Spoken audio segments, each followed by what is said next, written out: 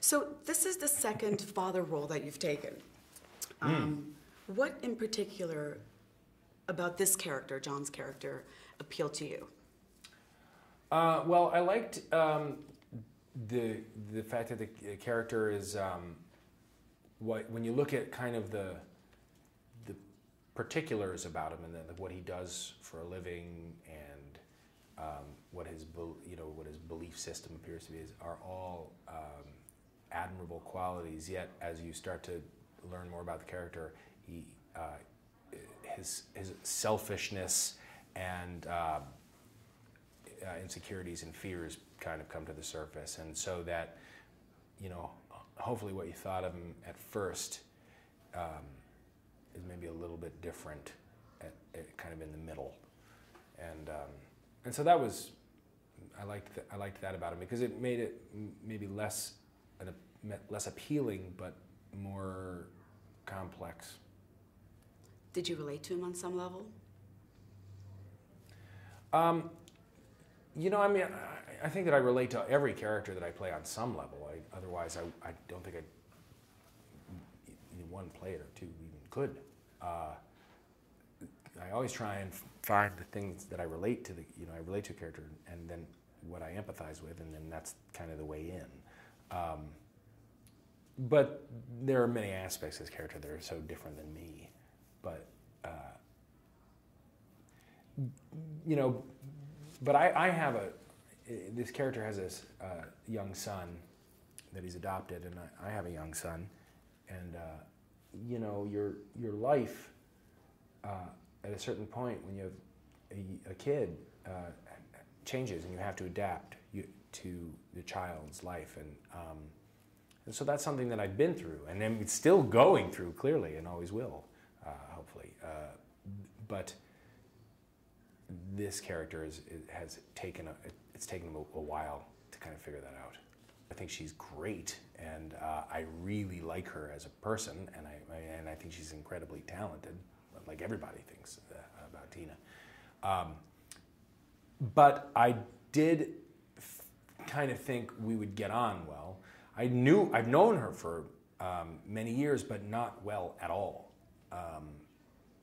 Although we have, many mutual friends, and people, like, she's worked a lot, with people that I've worked with, and I think the Venn diagram of our kind of both personal and professional lives overlap pretty heavily. So I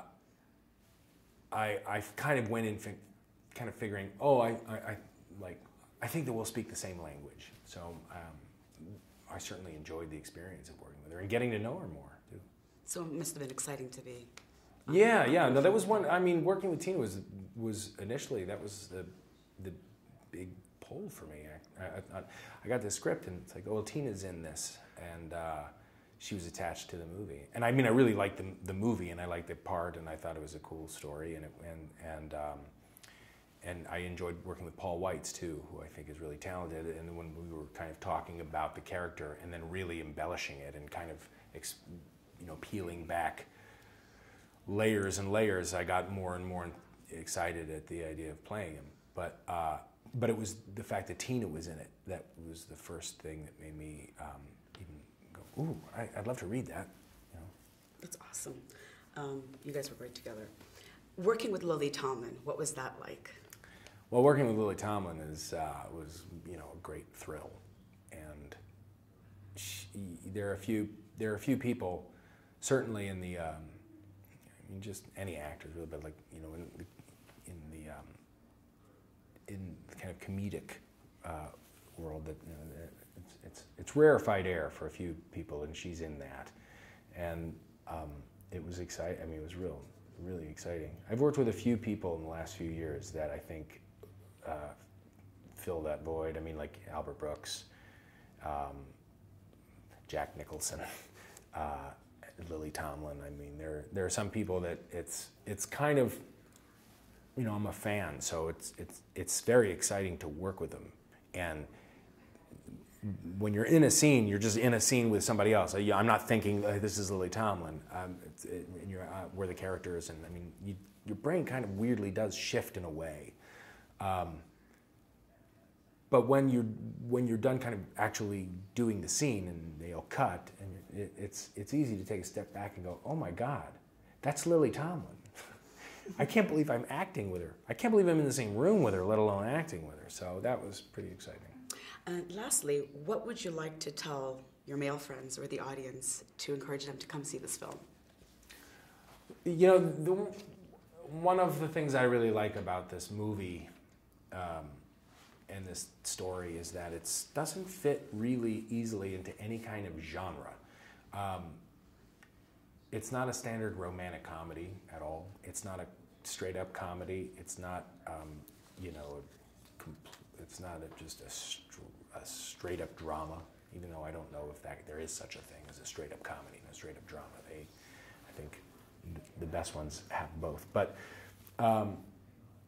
it reminds me of a movie that they would have made 10 years ago, or maybe a little longer, that these kinds of movies were made a little bit more frequently, which is kind of interesting worlds that you don't see all that much, dealing with kind of adult themes and issues, and it doesn't fit easily into any kind of box. And so you don't know how it's going to end, you don't know what the story really is, and I look at all of that as a plus.